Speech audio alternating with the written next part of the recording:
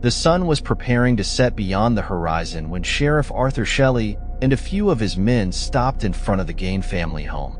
The sheriff took off his hat and stood, gazing at the two-story wooden house in the twilight gloom. His mind drifted back many years, recalling Augusta Gein, the eccentric woman who had secluded herself in this desolate farmhouse, forbidding her children from mingling with others in town. Her home had always been a place of melancholy, but since her death a decade ago, it had become even more somber. The lack of electricity for many years due to unpaid bills only added to the grim and desolate atmosphere. By the time Sheriff Shelley emerged from his reverie, darkness had completely enveloped everything around him. He took a lantern from one of his deputies and slowly made his way towards the house, intending to enter through the large attached shed. Inside, the scene was even more dismal than outside. The darkness was impenetrable, and the air was heavy with an unbearable stench. The sheriff paused at the door, battling his revulsion, and swung his lantern from side to side to explore the surroundings. There were piles of trash everywhere, and in the far corner of the shed, something hung from the ceiling. At first, it appeared to be the body of a deer or some other animal, but the sheriff couldn't discern its true nature from where he stood. He cautiously approached until he was just a few steps away. His face contorted in horror, his mouth gaped open, and his heart raced. What he had thought was a deer's carcass was actually a human body suspended from the ceiling by ropes and hooks. The head was missing, the abdomen was cut open, and the genitalia were completely removed. It was clear that this was the body of a woman, and the sheriff suspected it might be the person they had come to find. He and his men began searching the rest of the house, hoping to find the head and confirm the body's identity. Their search didn't take long. They found the head in the kitchen, inside a thick cloth sack. The sheriff's intuition was correct. It was the head of Bernice Wardens, who had mysteriously disappeared from her store the previous evening. However, that bloody head was not the only horrifying discovery the police made that night in the House of Horrors. The long list of gruesome items included a refrigerator filled with human organs and flesh, 10 scattered heads of women whose skull tops had been removed and turned into bowls, 9 masks made from flayed human faces, a long dress made of human skin with real breasts attached, and pieces of furniture and lamps crafted or inlaid with human bones and parts. There were also several chairs upholstered with human skin. The most bizarre and nauseating find was a shoebox containing 9 carefully tanned and preserved female genitalia, along with 4 severed noses and several cut-off lips, all strung together as window decorations. There was even a belt made from female nipples. When Sheriff Shelley and his men finally finished their search, they were all in a state of shock and disbelief. They had never imagined, even in their worst nightmares, encountering such grotesque scenes inside Ed Gein's house. It was unimaginable, especially in a small, quiet town like Plainfield, which had no history of violent crimes. The terrifying sights, coupled with Ed's horrifying confessions later on, were said to be the primary reason for the sheriff's declining health in the following years. The nightmares of severed heads and flayed corpses haunted him relentlessly until they ultimately led to his demise. The residents of Plainfield felt a mix of bitterness, confusion, and fear. Most of them couldn't grasp the reality that Ed, the shy man they had known for so many years, was actually a deranged murderer who took pleasure in dismembering and mutilating women. Some nearly fainted from shock, especially those who had left him to babysit their children while they were away. The news of the Plainfield House of Horrors quickly spread across the country. Journalists from all over the United States flocked to the quiet town, all asking the same question. Who was Ed Gein? His real name was Edward Theodore Gein. He was born in La Crosse, Wisconsin, on August 27, 1906. His father, George, was an alcoholic and a weak, submissive husband completely under the control of his wife, Augusta. Augusta was the breadwinner and the one who managed the affairs of their small family, which included the couple and their 2 children, young Eddie and his older brother Henry. Augusta was a strong and assertive woman, deeply religious and extreme in her beliefs. She viewed people as sinners and wrongdoers who should be avoided, especially women, whom she saw as mere tools of the devil meant to lead men astray, just prostitutes and fallen women, except for herself, of course. Her fear of sin and suspicion of others turned into an obsession, leading her to sell the family home and grocery store in La Crosse. She bought a relatively large farm on the outskirts of Plainfield and turned it into a prison-like environment, barring strangers from approaching and isolating her children from others. Her rigid religious views and narrow perspective dominated and shaped her children's thinking and behavior, ultimately warping and destroying their innocent souls.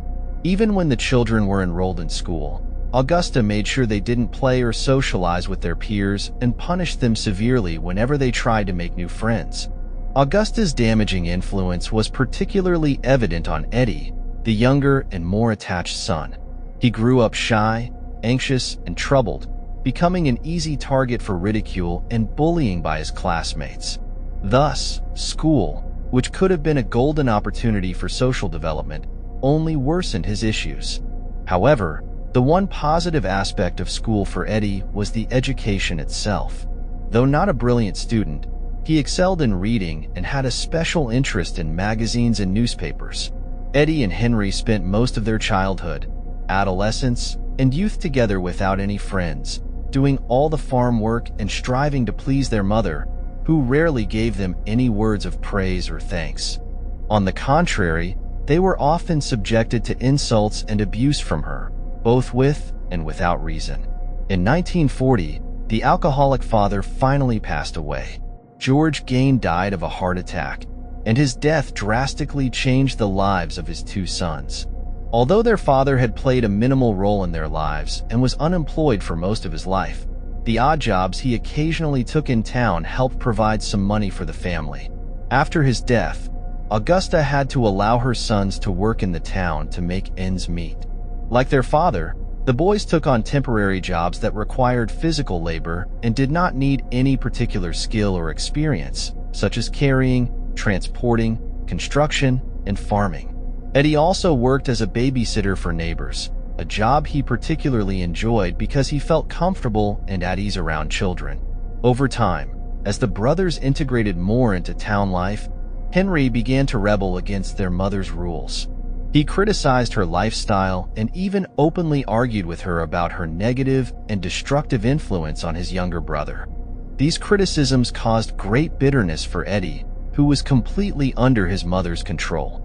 The tension between Henry and his mother did not last long. On May 16, 1944, a tragic incident occurred at the Gein farm that changed everything and restored the status quo. That day, Henry decided to burn some grass and brush on the farm's outskirts.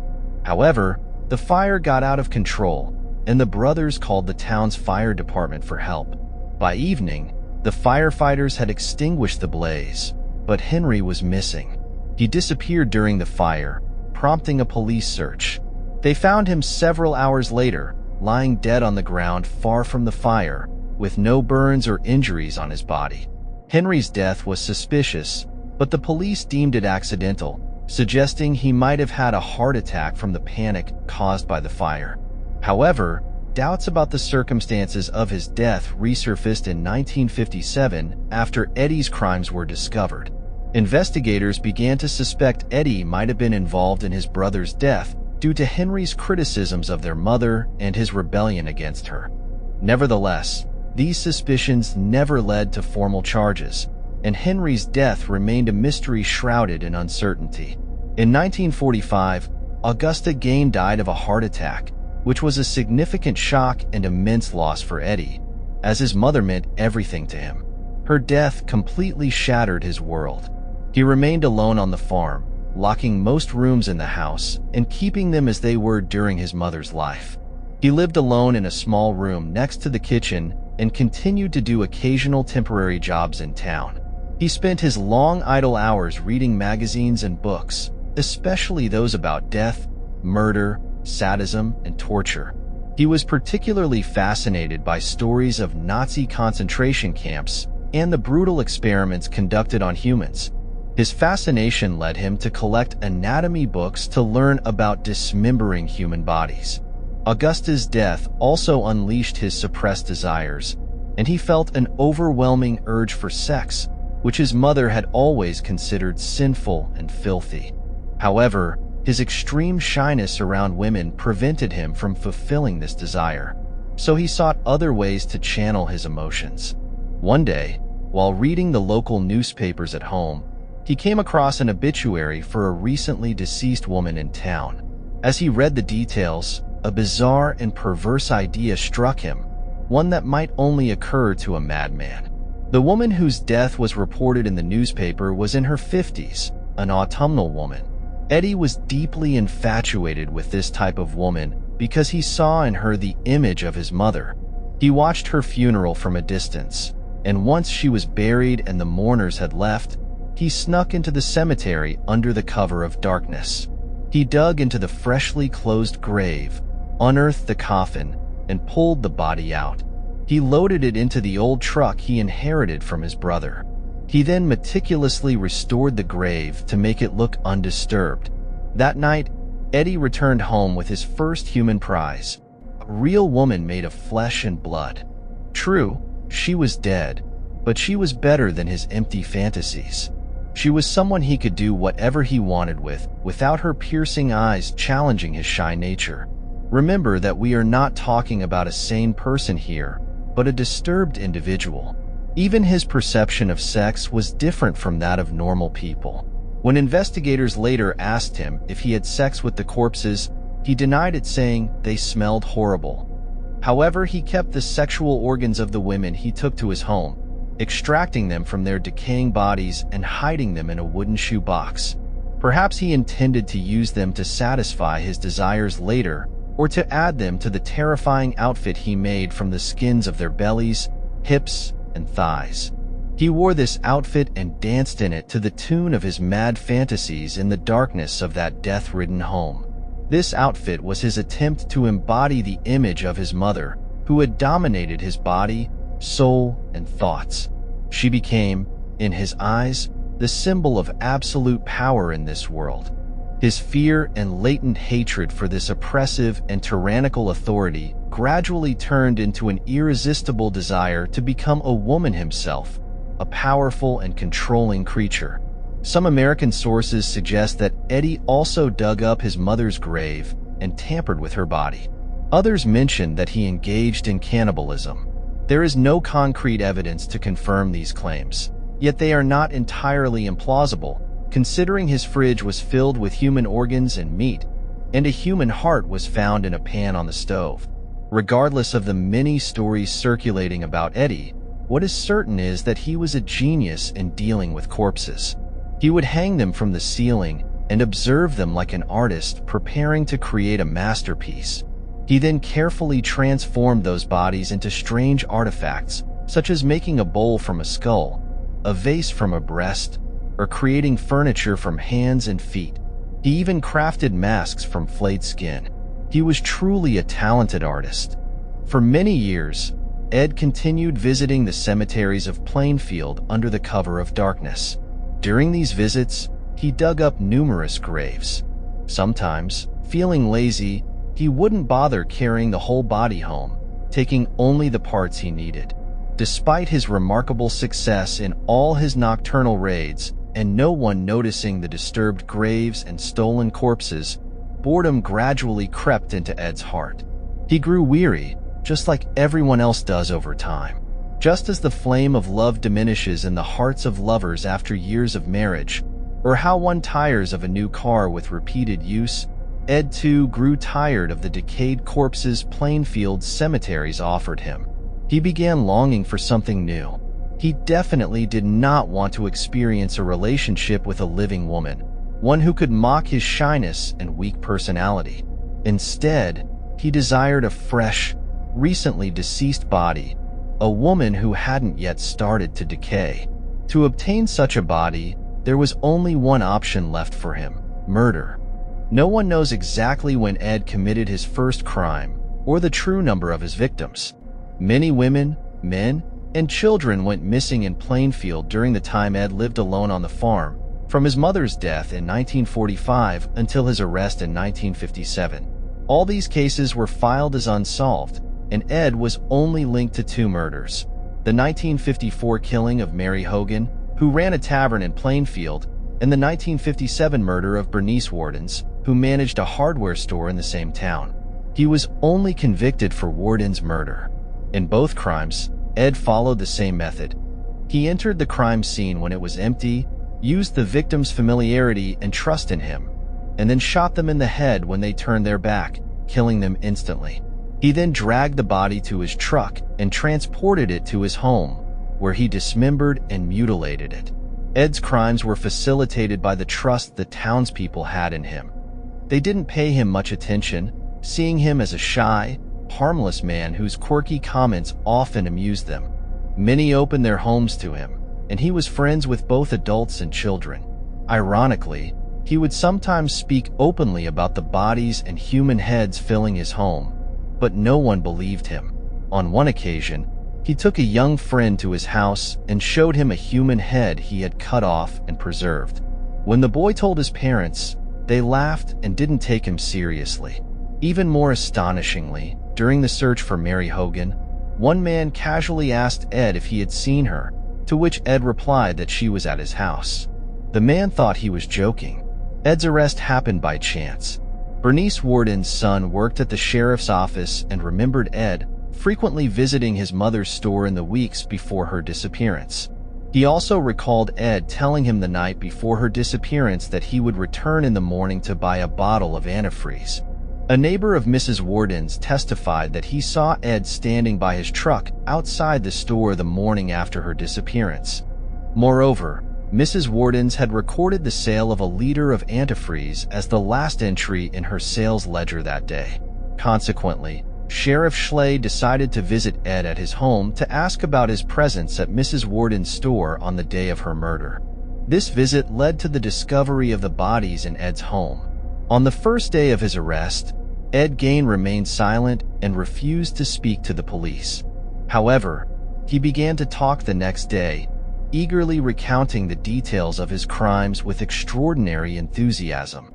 It seemed as though he enjoyed telling the police about the details, which even made seasoned detectives feel disgusted and nauseated by his confessions. They couldn't believe that a human being could commit such atrocities for so many years without being discovered, and they eventually realized they were dealing with someone completely insane. Ed told the investigators that most of the bodies they found in his house were already dead women. When they didn't believe him, he personally led them to the graves he had dug up. To verify his claims, they opened 2 of those graves, and indeed, the coffins were empty. In total, the remains of 15 people, all women, were found in Ed Gein's house. However, he was only charged with one crime: the murder of Mrs. Bernice Wardens. After Ed's arrest, his farmhouse was burned to the ground. When he was informed about the fire, Ed calmly replied, "Just as well. It's likely that the residents of Plainfield secretly burned the house to prevent it from becoming a landmark in their town." During his first trial in 1957, the judge ruled that Ed was mentally unfit to stand trial, so he was committed to a mental institution where he stayed for 11 years until doctors were confident he could face trial again. In 1968, he was tried again and convicted of 1 count of murder. However, due to his mental issues, he was sent back to the mental institution, where he spent the rest of his life. The doctors at the institution said that Ed was their best patient, and Ed himself was very happy there, spending the best years of his life, as he was a mentally disturbed man in need of care, understanding, and affection. On July 26, 1984, Ed Gein died in a hospital from cancer complications. Ironically, he was buried in the cemetery where he used to dig up graves, Plainfield Cemetery. Ed was finally gone, leaving behind a broken headstone and a story that serves as a lesson for every parent concerned about their children's future. He was not the monstrous killer portrayed by the media, but rather a victim himself, a poor child ruined by a twisted upbringing that destroyed his vibrant spirit. The soul can suffer just as the body does, and it can remain afflicted and crippled for the rest of its life. There are many like Ed Gein in this world, men and women whose appearances may impress you and whose words may charm you. But if you had the chance to look inside them, you would flee from them in terror and be filled with horror, as all you would see is a sick, distorted soul filled with pain and delusions. Many films have depicted Ed Gein's story or borrowed aspects of it, such as The Insane Killer, The Domineering Mother, The Skin Mask, and The Remote Isolated House, often with exaggeration to add more excitement and horror to the events.